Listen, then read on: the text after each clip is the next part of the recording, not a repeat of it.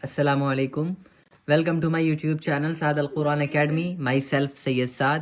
امید کرتا ہوں آپ سب لوگ ٹھیک ہوں گے. الحمدللہ میں بھی ٹھیک ہوں. دوستو اکثر آپ نے دیکھا ہوگا گھر کے باہر کوئی غریب فقیر کچھ مانگنے کے لیے آتا ہے اور ہم اسے منع کر دیتے ہیں. حالانکہ وہ چیز گھر میں رکھی ہوتی ہے لیکن ہم کہتے ہیں نہیں ہے بھیا آگے دیکھ لو جا کے. ہم اس سے جھوٹ بولتے ہیں.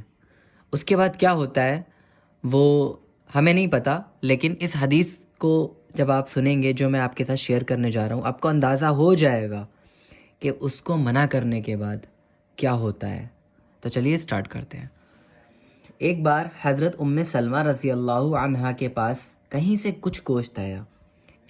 حضرت سلمہ رضی اللہ عنہا کے پاس کہیں سے گوشت آیا اور جناب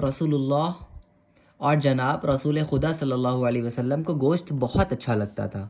اس لیے حضرت سلمہ رضی اللہ عنہا نے خادمہ سے فرمایا کہ یہ گوشت طاق میں رکھ دیں، شاید حضرت نوش فرمائے، مینس حضرت کو پسند آئے. اس نے طاق میں رکھ دیا. اتنے میں ایک سائل آیا، ایک غریب آیا اور دروازے پر کھڑے ہو کر آواز دی، بھیجو اللہ کے نام پر، خدا برکت کرے. گھر میں سے جواب دیا، خدا تجھ کو بھی برکت دے. اس لفظ میں یہ اشارہ ہے کہ کوئی چیز دینے کی موجود نہیں ہے.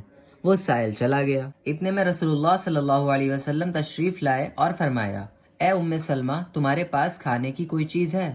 انہوں نے کہا ہاں ہے، اور خادمہ سے کہا جا وہ گوشت آپ کے واسطے لے آ.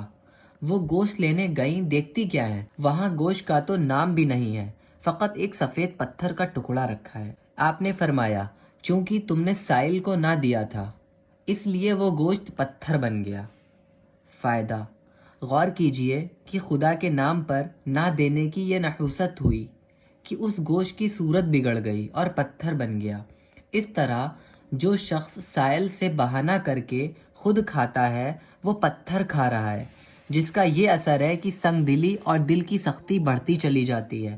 چونکہ حضرت صلی اللہ علیہ وسلم کے گھر والوں کے ساتھ خداوند کریم کی بڑی عنایت اور رحمت ہے، اس لیے اس گوشت کی صورت کھلی نگاہوں میں بدل دی تاکہ اس کے استعمال سے محفوظ رہے. فی الحال ویڈیو میں اتنا ہی. اگر آپ کو یہ حدیث اچھی لگی ہو تو آگے شیئر کریے، چینل کو سبسکرائب کریے. Thank you so much for watching. جزاک اللہ خیر.